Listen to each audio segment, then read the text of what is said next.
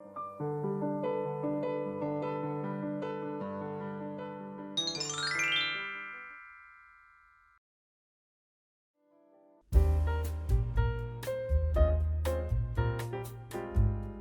1931, Prolbach published The Good Earth, a seemingly simple story about a Chinese family during the late 19th and early 20th centuries.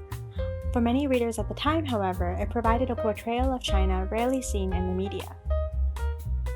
Set in northern China, the novel follows the life of a farmer named Wang Long as he works his way up from humble beginnings to prosperity and wealth. It was an incredible success, staying on the American bestseller list for nearly 2 years. In 1932, The Good Earth received a Pulitzer Prize, and by 1937, it was adapted into a major MGM film. Prolbach's writings gave her considerable influence over Western perception of China during the 1930s and 40s. To understand the impact of her works, let's take a closer look at Prolbach's life and the historical context in which she wrote The Good Earth. We'll also get a chance to hear from the curator at the Burlesque Bookhouse. Hello, my name is Marie Toner. I'm the curator of the Burlesque Bookhouse Museum in Poughkeepsie, Pennsylvania. I am in charge of managing the Burlesque Bookhouse, managing operations here. When I came on board, I believed that curation was about the objects and preserving them, but in reality, it's about the stories that they tell. And the more I learn about Burlesque Buck and her accomplishments, the more stories I find out. And they're really relevant to today and what's happening in our world. After Prolbach was born in the state of West Virginia, her parents brought her to China, where she spent the first 17 years of her life. For most of her childhood, she lived in Zhenjiang, a city and port in Jiangsu province.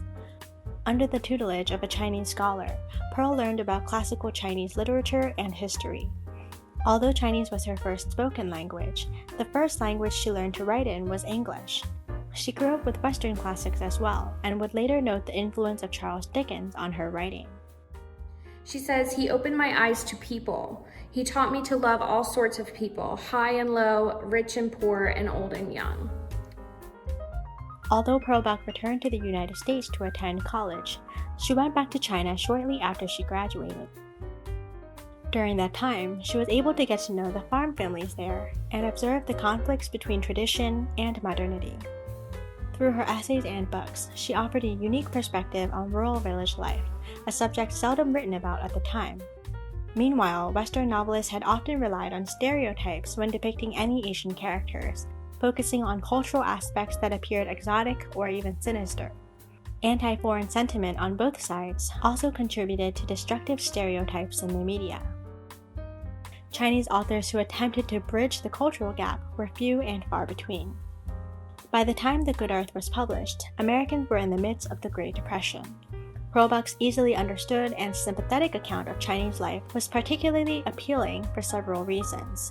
It offered readers entertainment and insight into what was thought to be a mysterious culture, packaged within a familiar rags-to-riches tale. Prolbach's novel, The Good Earth, was adapted into a film.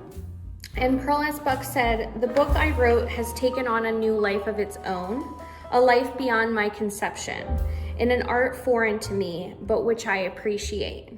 However, she did propose that Chinese actors play the parts in the movie, and her advice was ignored on this matter. In 1938, Prolbach became the first American woman to be awarded the Nobel Prize in Literature.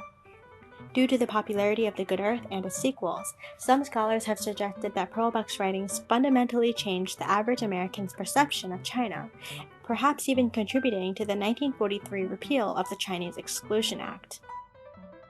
While the book has received wide acclaim, it also met with intense criticism throughout the years. Critics took issue with its writing style, content, and the author herself. Some felt that Prolbach sensationalized village life and promoted a limited view of Chinese people. Others felt that she dispelled some stereotypes but created new ones.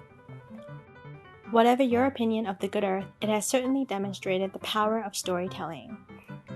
Prolbach wrote about China as she saw it, with carefully drawn characters and an exploration of human nature. She wrote for an audience that likely had little prior knowledge of Chinese culture, and sought to realistically portray a world that she cared about.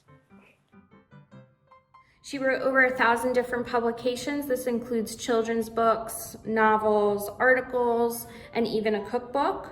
The topics she wrote about involve relations between China and the West, women's rights, civil rights, disadvantaged and displaced children, immigrants, and the disabled. I believe that she used her writing as a platform to bring about changes with the things that she found wrong with the world. It is notable, though, that as prolific a writer as Pearl Buck was, she continues to be identified by this one novel out of her many other works. It's also important to remember that works of historical fiction are not exactly historical accounts.